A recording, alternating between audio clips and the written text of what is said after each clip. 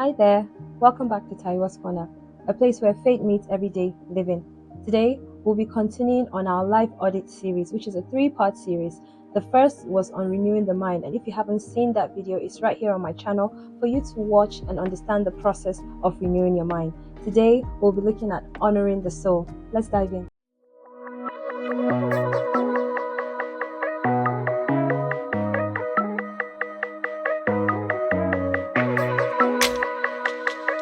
Now, when I say the soul, I'm talking about that deep part of us that connects our emotions, our relationships, and our purpose.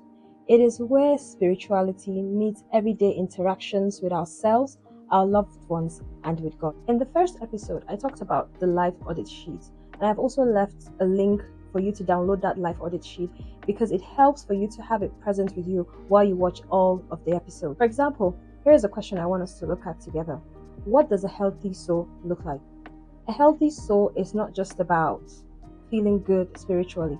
It is also about thriving in your relationship and also finding your purpose. Going back to the Life Audit Sheet, in the soul section, there are 3 subsections. Number 1, intimate relationships. Number 2, family and friends. And number 3, spirituality and purpose. For the intimate relationship, how are your closest relationships? Do they uplift and nurture your soul, or do they drain you out? For your family and friends, are you spending enough quality time with your friends and family? Are you investing in creating and making memorable moments? For spirituality and purpose, now, this is something that is very important for me. And I think you should invest as much time as possible asking yourself this question. Have you thought of what God's purpose is for you on this earth? And are you actively working to ensure that you stay in line, even though there are times you may go off what God's purpose is for you? Are you actually focusing on putting in the effort to ensure that you're fulfilling the purpose that God has for you on earth? Your soul thrives when all these areas are in balance. Please feel free to pause this video at any time just so that you can answer these questions as accurately as possible. Remember, this is not a race, it is a process. Here are some practical tips on how you can nurture your soul. For the first aspect, which is intimate relationship, in this case, most likely with a spouse, you need to be more intentional about the time you spend with your spouse. You can do things as simple as date nights or go for walks. And when I say date night, I don't mean you have to go somewhere really fancy. You can just go get some snacks. It doesn't have to be so fancy or organized. It's all about the time you spend with your spouse. And if that is even too much for you, like I said, you can go on simple things like walks. For me, I try to do that as much as 4 to 5 times a week. It's cheap, it's free, and at the end of the day, you realize you build and you create very beautiful moments with your spouse. You get to connect about how your day was, how your week was, and share stories because it's a very calm environment for you to relate with your spouse. For the family and friends, now this might also apply to you whether or not you live in the same town or in the same country with your family or your friends. If that is the case for you, I would advise you try to create a community around you. Something like in your place of worship, for instance, your youth group, your service units, because they can be very good supportive. They can be a very good support system for you in time of need. So when you have that kind of community around you, you create time to spend with them. You do little hangouts here and there.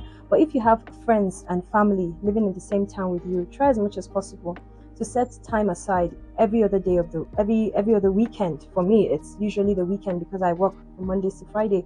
Usually after service, we go and see our parents, we go and see our nephews, our siblings, uncles and aunties. It helps nurture yours. It can be very enriching, it can be very nurturing. You create beautiful moments and it just helps your soul thrive. Lastly, for spirituality and purpose. Now, this is something that is very dear and special to me, and I'll share how I turned this particular area around for myself. Particularly when I rededicated my life to Christ in 2019, I made sure that every church meeting I went to, whether it was Sunday service, midweek service, whichever kind of meeting, I always take notes. And I don't just take these notes and I leave them, and next meeting I take my notes, I go and take down more notes. No.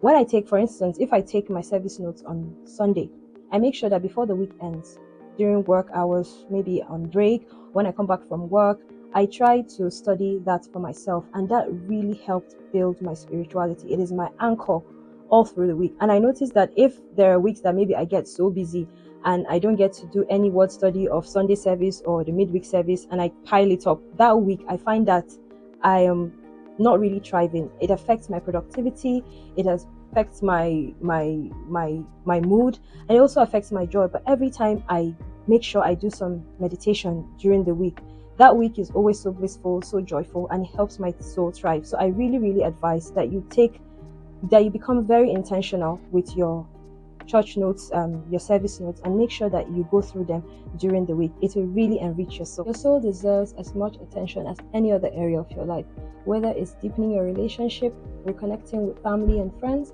or realigning with God's purpose for your life. Remember, just that one step can actually make a big difference. In the comment section, share what you will do this week, the step you'll be taking this week to help your soul thrive. Thank you for joining me in this episode of Taiwo's Corner. For the next episode, we'll be looking at honoring the body. Don't forget to like, share, and subscribe. Thanks for stopping by. Bye-bye.